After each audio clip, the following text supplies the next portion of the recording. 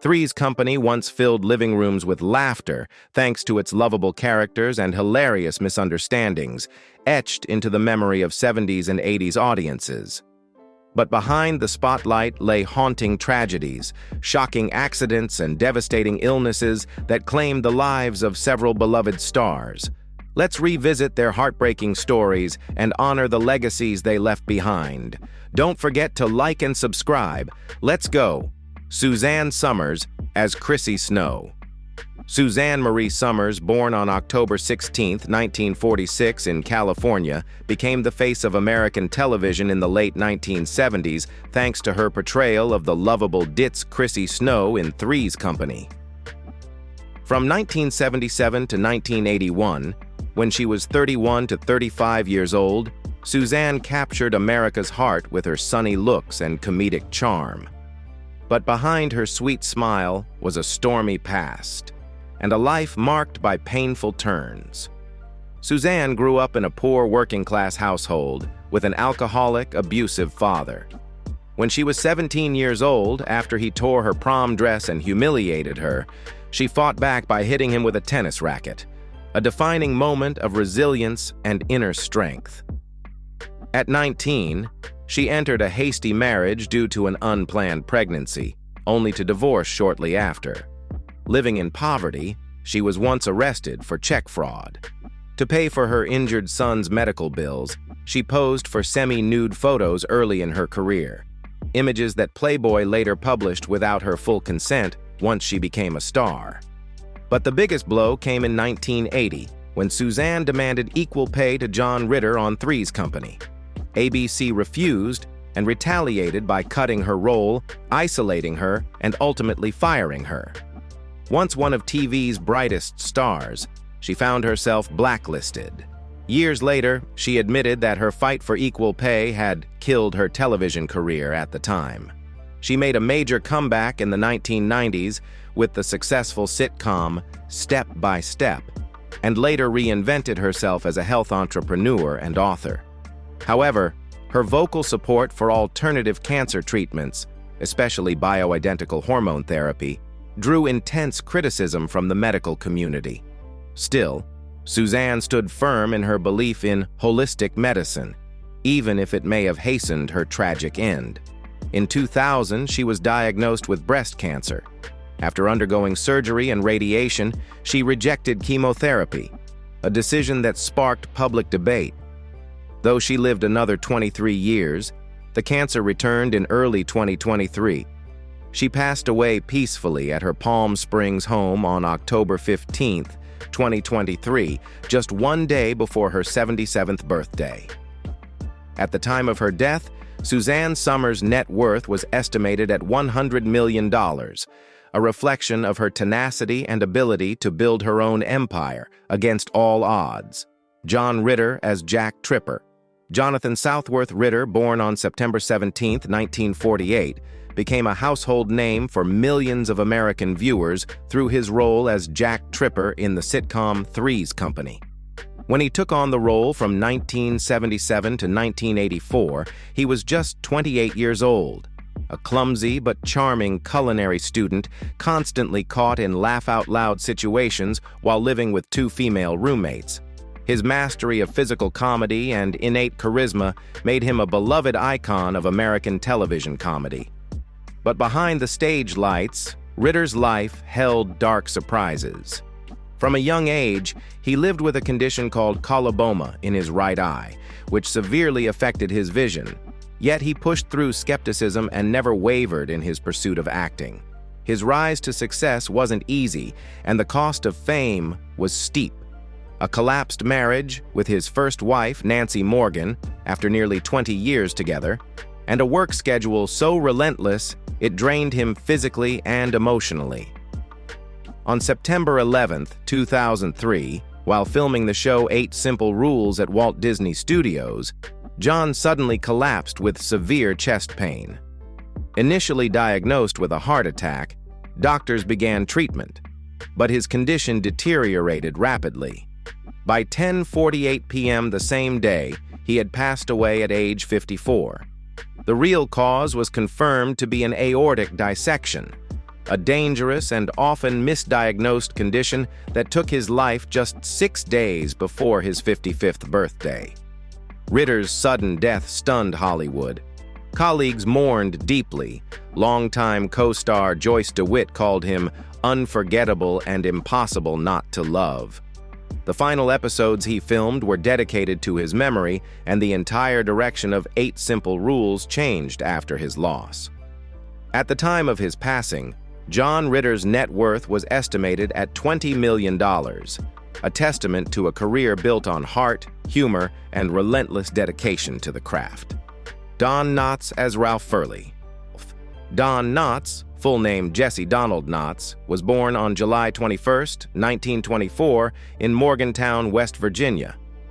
When he was 55 years old, he joined the cast of the hit sitcom Three's Company, 1979 to 1984, as Ralph Furley, the eccentric, overconfident landlord in flashy clothes who fancied himself a ladies' man. The role helped him win over a new generation of fans, following his legendary work on The Andy Griffith Show in the 1960s. Yet behind his ever-smiling face was a life marked by deep emotional scars and chronic illness. Born into poverty, Don grew up with a father suffering from schizophrenia, who often threatened his children with a knife. He lived in constant fear, becoming a shy, withdrawn child. When he was 13 years old, his father died, leaving behind an emotionally wounded boy who would carry those burdens for life. Though he brought joy to millions, Don Knotts suffered from severe anxiety and depression. This deeply affected his personal relationships and work life. Both his marriages, to Catherine Metz and Lauralee Shuckna, ended in divorce, largely due to his unpredictable moods and persistent health anxieties. Though described by friends as a ladies' man, Don never seemed to find lasting happiness in love. In his later years, he battled lung cancer and chronic pneumonia. His vision deteriorated dramatically from macular degeneration, rendering him nearly blind. Although he continued to work, mainly doing voiceover for animated films like Chicken Little, 2005, and Air Buddies, 2006, Don gradually withdrew from public life. He passed away peacefully on February 24, 2006, at Cedars-Sinai Medical Center in Los Angeles, at the age of 81. At the time of his death, Don Knotts' net worth was estimated at $20 million, earned through a career spanning over 50 years in television, film, and commercials. Audra Lindley as Helen Roper. Audra Lindley, born on September 24, 1918, in Los Angeles, became a television icon for her role as Helen Roper, the witty yet frustrated wife in Three's Company, 1977 to 1979, and The Ropers. When she played the part at 59 years old, she portrayed a character both humorous and poignant. A woman trapped in a loveless marriage, sighing at her husband's indifference, while revealing a deep, rich, emotional world beneath the curls of her signature wig and weary shrug. Lindley's career was anything but easy. She once left the stage to raise 5 children, enduring years of hardship balancing family life with artistic ambition. Her first husband, Hardy Ulm, died in 1970, leaving her a single mother with heavy responsibilities. Her second marriage to actor James Whitmore seemed like a fresh start, but ended in divorce in 1979, the same year she departed from the Ropers. 2 broken marriages and the weight of single motherhood forged in her a resilience matched by silent sorrow. Her peak came late and was brief. Though she earned a Golden Globe nomination for her role as Helen, Lindley mostly took on supporting roles afterward, often playing lonely mothers or aging women forgotten by time. These parts mirrored her own reality as she quietly battled leukemia in her late 70s. Even with failing health, she kept working until the very end. While preparing to shoot a new episode of the sitcom Sybil, she was hospitalized at Cedars-Sinai and never returned to set. Audra Lindley passed away on October 16, 1997, at 79 years old. Her ashes were quietly buried beside her parents at Woodlawn Cemetery in Santa Monica. At the time of her death, her net worth was estimated at $3 million, a modest sum reflecting a long career filled with roles, if not always recognition. Norman Fell as Stanley Roper. Norman Fell, born Norman Noah Feld, on March 24, 1924 in Philadelphia, was 53 years old when he took on the role of Stanley Roper in the hit sitcom Three's Company, 1977 to 1979, a grumpy, conservative landlord who constantly avoided his wife Helen's affection, yet never failed to make audiences laugh with his signature scowl, dry sarcasm, and waddling gait. But behind the stage lights, Norman Fell's life was filled with loneliness and personal heartbreak. He went through 3 marriages, none of which endured. His first marriage to Dolores Picus ended after just 4 years. The next 2 didn't last either, though he had 2 daughters with his second wife and adopted a son with his last. While Norman made millions laugh on screen, in real life he was quiet, reserved, and emotionally distant from those closest to him, an invisible gap that fame couldn't bridge. In his final years, his health began to collapse. On Thanksgiving Day, 1998, Norman became too weak to get out of bed on his own. After being rushed to the hospital, he was diagnosed with multiple myeloma, a severe, incurable cancer of the bone marrow at his age. In less than 3 weeks, the illness progressed rapidly, and he passed away on December 14, 1998, at the Motion Picture and Television Country House and Hospital in Woodland Hills, Los Angeles. At the time of his death, Norman Fell's net worth was estimated at $5 million, a reflection of a long, hard-working career that spanned from Ocean's 11 to The Graduate, with its peak marked by his Golden Globe-winning role in Three's Company, Anne Wedgeworth as Lana Shields. Anne Wedgeworth, born on January 21, 1934 in Texas, was a sharp, charismatic actress who stood out with her role as Lana Shields, the older, widowed, and flirtatiously bold woman in Three's Company. When she joined the cast in 1979 at 45 years old, she brought a new kind of femininity to the show, confident, mature, and unapologetically yearning for affection. But it was that very role that triggered a string of behind-the-scenes tensions. Off-screen, Wedgeworth's life had its share of turbulence. Her first marriage to actor Rip Torn ended in divorce after 6 years, leaving her with 1 daughter. She later married director Ernie Martin and had another child, but her private life remained quiet and reserved. While she avoided scandals, professional tensions told a different story. Her role as Lana was abruptly cut after only 9 episodes, revealing a harsh truth. Even a Tony Award winner could be sidelined without explanation. Wedgeworth later admitted she had requested release from her contract after her character was increasingly marginalized. As time went on, her career centered on supporting roles, mothers, aunts, and aging women, though she always brought depth to each performance. However, a long-term illness, which she never publicly disclosed, forced her to retire.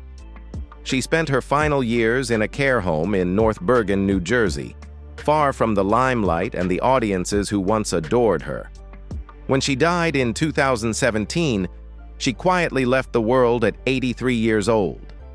Anne Wedgeworth's net worth at the end of her life was estimated at just $1 million, reflecting a rich but unsung career.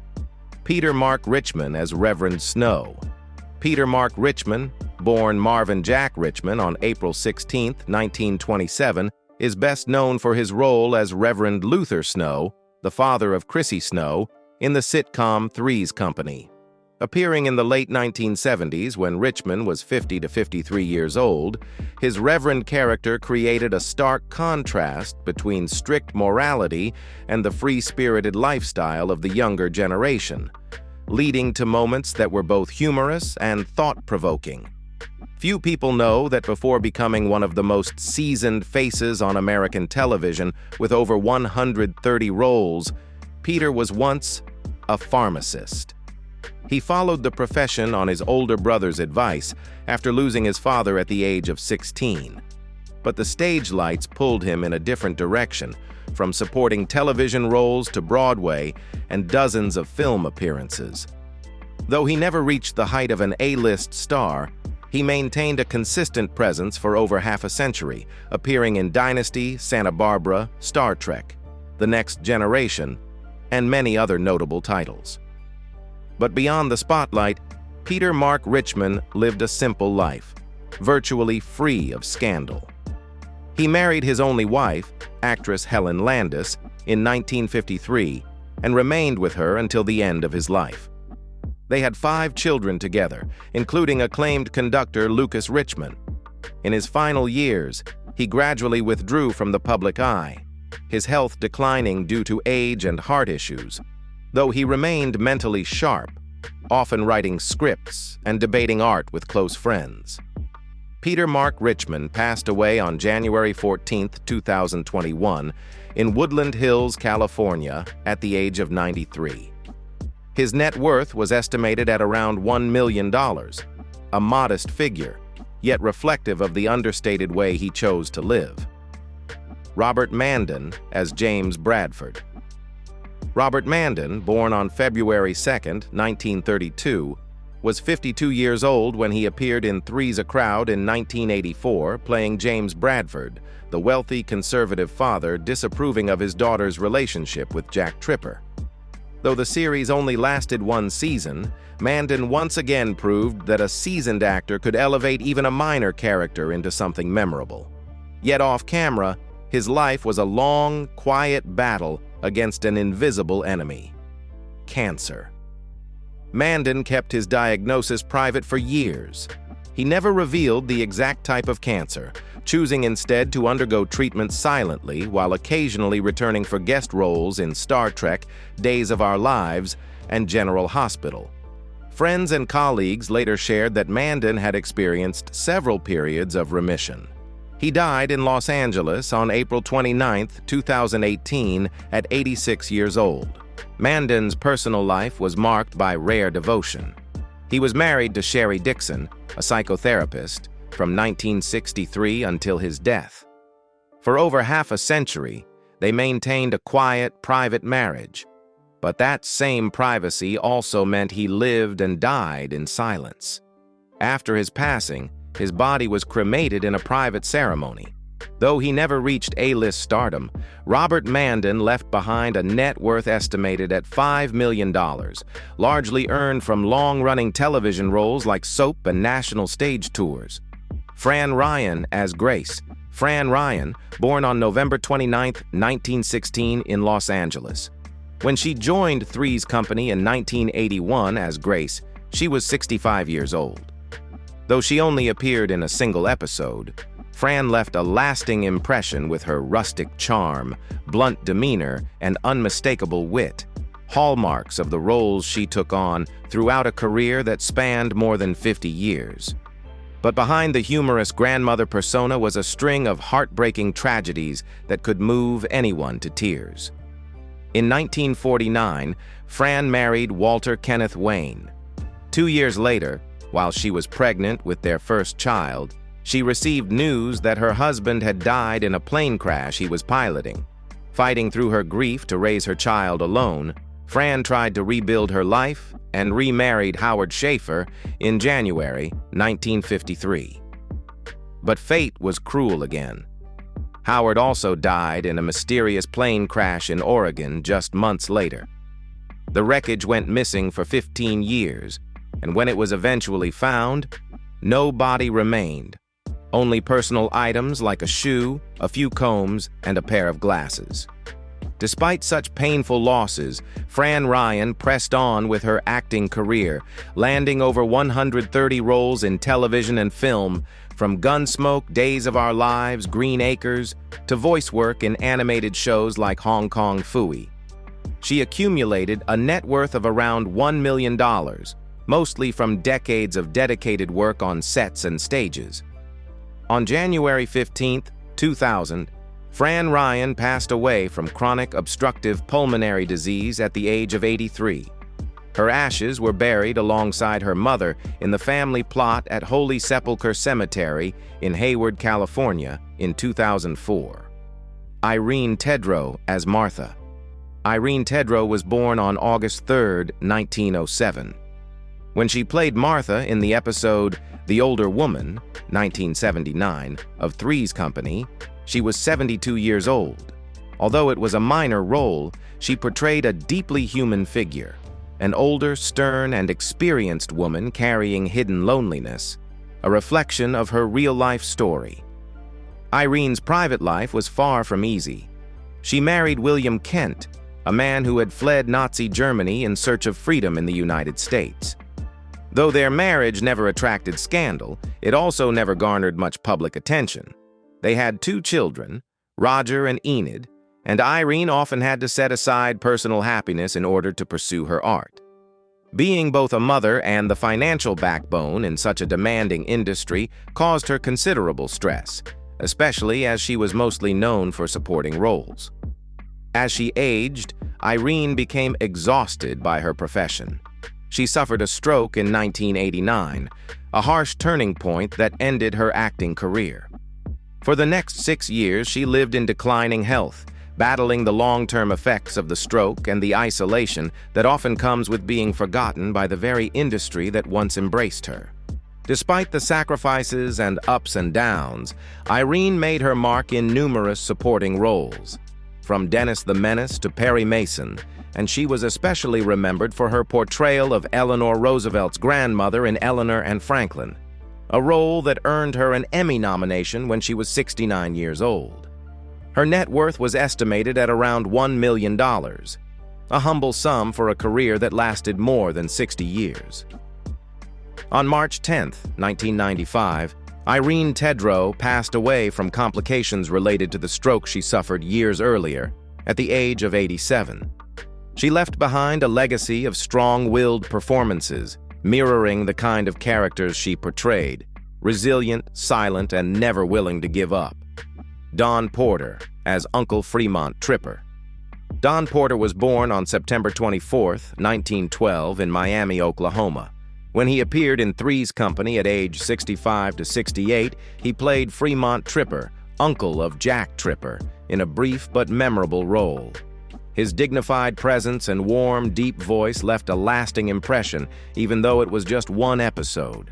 But behind those polished performances was a quiet life filled with twists of fate. Don once lied about his age to join the Oklahoma National Guard when he was just 14 years old, a first sign of a life always ready to face challenges. During World War II, he didn't carry a gun, but worked as a combat photographer, documenting life-and-death moments on the front lines. After the war, he turned to the stage, then television, appearing in over 200 theatrical productions and dozens of TV shows over nearly 50 years. His marriage to actress Peggy Converse lasted for decades, but was not without its shadows. His demanding career often kept him away from home, and in his later years, he admitted to having sacrificed many precious things to stay under the spotlight. When Don entered his 80s, his health began to decline. He suffered from heart disease and experienced a series of mild heart failures until he could no longer continue acting. On February 11, 1997, he passed away at his home in Beverly Hills at the age of 84. The confirmed cause of death was heart disease and age-related complications. His net worth was estimated at around $2 million, earned primarily from his extensive work on Broadway, in television, and in film. Dick Sargent as Lloyd Cross. Dick Sargent, born Richard Stanford Cox on April 19, 1930 in California, appeared in Three's Company as Lloyd Cross when he was over 47 years old, a small guest role that carried his trademark charm. However, audiences remember him most as the second Darren Stevens in the iconic series Bewitched, where he replaced Dick York from 1969 to 1972.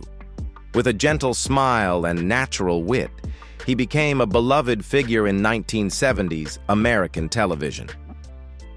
But behind the scenes, Dick Sargent's life was filled with pain and loss. For over 20 years, he lived with a longtime partner whose name was never public, until tragedy struck in 1979 when his partner suddenly died from a brain hemorrhage. The loss sent Sargent into depression, though he kept his grief private and continued acting while quietly contributing to charity work. In 1991, despite a still prejudiced society, he publicly came out as gay, a brave move intended to let young LGBTQ people know they were not alone. "I'm a retroactive role model," he once said, humorous yet deeply sincere. In 1989, he was diagnosed with prostate cancer. Though aggressively treated, the disease quietly spread. By early 1994, his health had significantly deteriorated. He died on July 8, 1994, at the age of 64. His body was cremated, ending a journey of which the public saw only the surface. His net worth at the time was estimated at around $1 million, mostly from Bewitched, other television work, and promotional appearances. Dick O'Neill as Walter Nessel. Richard Francis. Dick O'Neill was born on August 29, 1928. He became a familiar face on American television in the 1970s to 1990s, especially for his role as Walter Nessel at age 51 in Three's Company. With the look of an Irish dad and a warm, commanding voice, he was often cast as judges, police officers, or stern father figures. But few knew that this dependable screen presence carried a quieter burden he rarely shared. Dick's personal life was tied closely to actress Jackie Shaw, whom he met while performing The Sound of Music. They had 3 daughters, Megan, Jillian, and Caitlin, and a seemingly peaceful home. Yet as a father, often away, filming for months at a time, family life wasn't without challenges.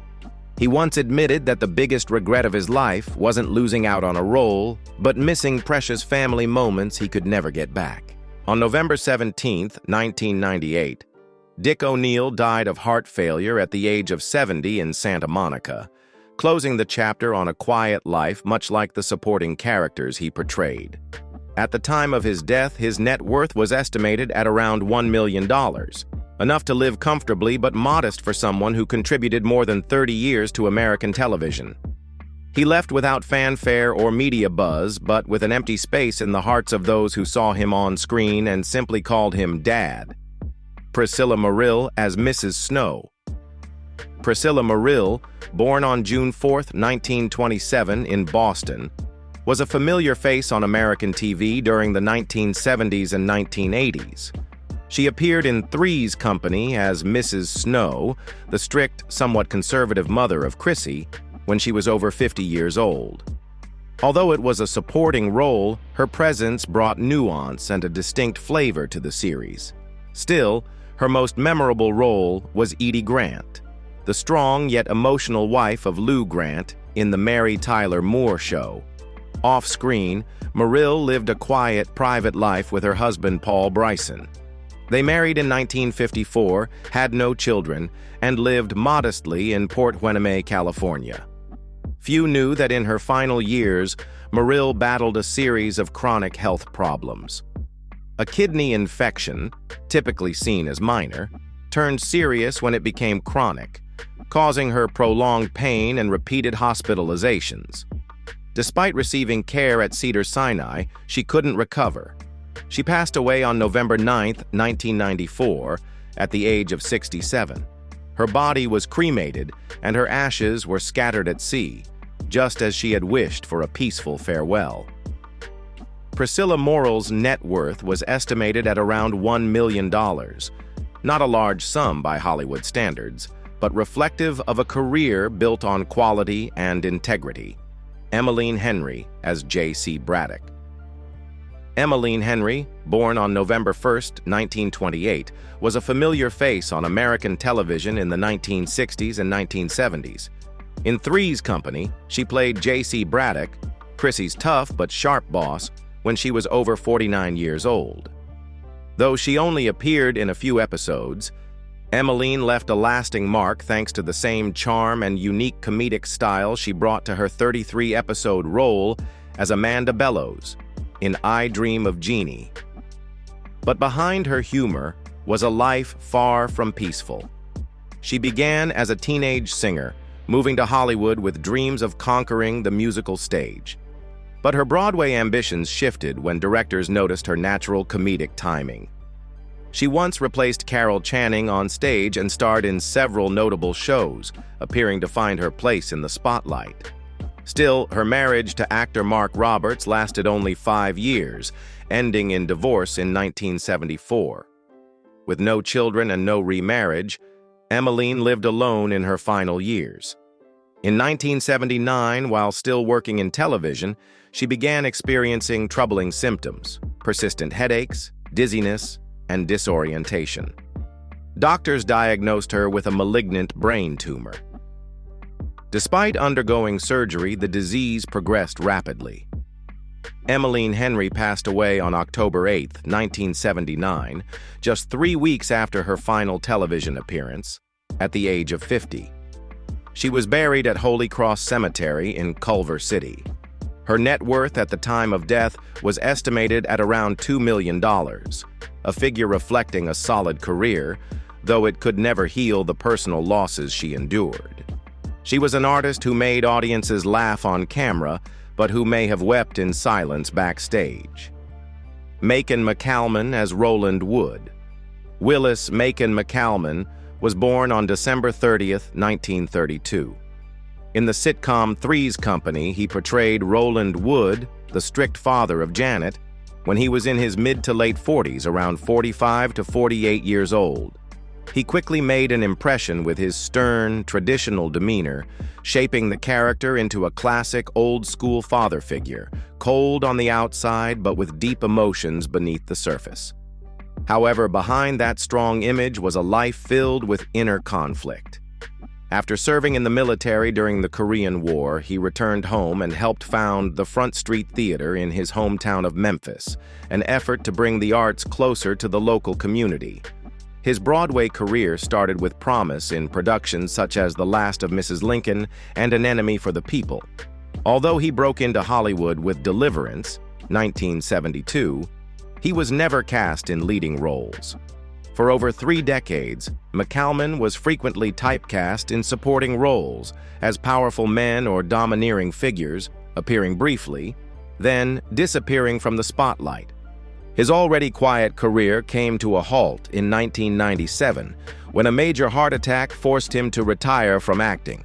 He returned to Memphis and spent his final years in silence until multiple strokes gradually devastated his health. He passed away on November 29, 2005, just 1 month before his 73rd birthday. His net worth at the time of death was estimated at around $1 million. Not a large sum for someone with a 30-year career, but enough to reflect his dedication and persistence in the craft. The tragedies behind Three's Company are not just stories of loss. They are reminders of the unforgettable marks these stars left behind. Which moment from the show do you remember most, and which actor do you still carry in your heart? Share your thoughts and help honor them by hitting that follow button so you don't miss the next moving tribute.